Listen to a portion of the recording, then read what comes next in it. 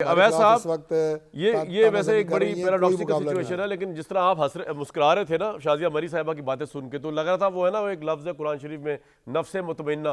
आपने कहा कि जो आपने सुनानी थी तारिक साहब को, वो तो शाजिया मरी साहिबा सुना रही हैं। लेकिन दो सवालात सर आपसे। एक तो ये कि तारिक फजल चौधरी साहब ने ये फरमाया कि जी आप हमें एविडेंस दें कि हम किस तरह किंग्स पार्टी है, ताकि इलेक्शन की क्रेडिबिलिटी पर सवाल ना उठे, नंबर वन। और नंबर टू सर, अवामी मकबूलियत में वो कह रहे हैं कि इमरान खान साहब तो फारिग हैं, तो अब नवाज शरीफ साहब ही हैं। What's your take sir? जी देखिए, सवाल ये है कि अवामी मकबूलियत की बात करते हैं तो आप कितने सर्वे हुए हैं इंटरनेशनल और नेशनल, जहाँ जहाँ सर्वे हैं उनमें परसेंटेज देख लें। अगर इमरान खान के ऊपर ये इल्ज़ाम है और अवाम पाकिस्तान के ये समझते हों कि 9 मई का वाक़या जो है ये तो बड़ी ज़्यादती की गई है, तो फिर इमरान खान के साथ तो एक वोट भी खड़ा नहीं होगा।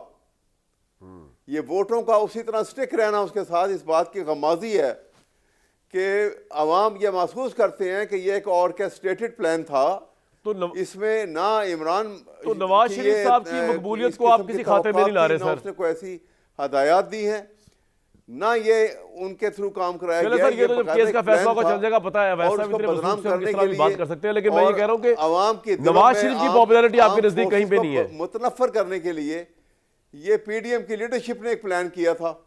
चलो पीडीएम, अच्छा अब मुझे एक बात बताइए सर, एक बात बताइए, शामिल कर लिया।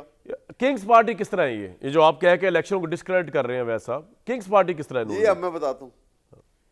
किंग्स पार्टी इस तरह से है कि उनको आर्मी, जब वो यहाँ पे एयरपोर्ट पे आए हैं, देखिए जिस वक्त वो जहाज उतरा है जी जी, तो इनका स्टेटस क्या था?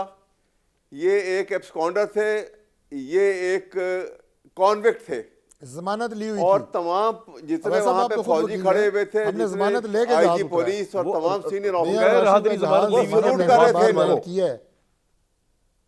आप सोचिए तो सही तरह, ये एक ऐसे शख्स को जिसकी ये बैकग्राउंड हो, रशीद साहब का जहाज अब इस्लामाबाद उतरा है, गरीब मुल्क के दौलत के बाहर चला गया हो और धोखा दे के वहाँ 4 साल रहा हो, उसके ऊपर ये एटीट्यूड जो है कि उसको सल्यूट किए जा रहे हैं, और उसके बाद फिर उसको इजाजत दी जा रही है कि पब्लिक जलसे एड्रेस करो तुम। तो कोर्ट ने इजाजत दी है सर, फुल पार्टिसिपेट कर रहे हैं। एक बात बताएं, अब ऐसा एक बात बताएं, आप भी तो वकालत से वाबस्ता है ना, आपका ये जो मामला है, कोर्ट जो है, कोर्ट के ऊपर कोई जिम्मेदारी नहीं है। कोर्ट नहीं देख रही कि जिसकी अदालत से वो अब्सकॉन्डर थे, इश्तिहारी थे, मफरूर थे, what ever you may call, जब कोर्ट को कोई प्रॉब्लम नहीं है तो हम इधर उधर क्यों इल्जाम लगा रहे हैं सर, फलां पे हिम्मत पैदा करें, कोर्ट में बात करें। आप इंसाफ का जनाजा कमरान साहब पाकिस्तान में आने से पहले वैसा बोलेंगे, तारीख भाई मैं आता हूं, शोर मचाएंगे लोग साहब कोर्ट से, हाई कोर्ट से।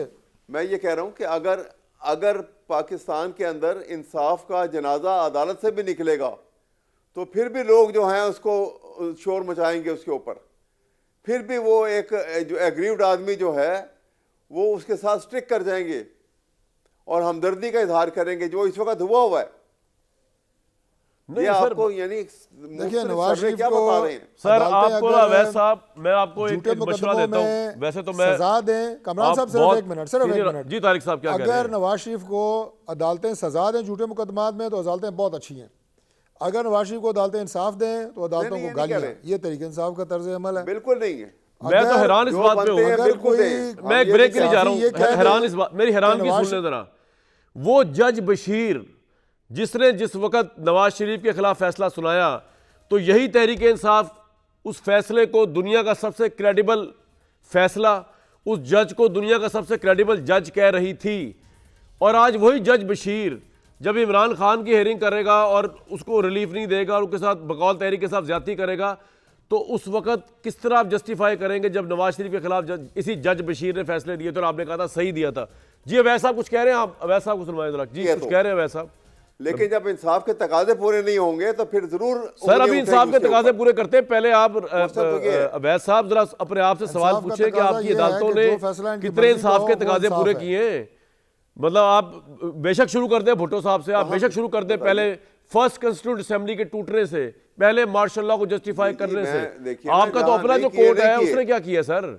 हम तो हम तो कहते हैं कि भुट्टो साहब के साथ ज्यादती हुई और ये तारीख बताती है।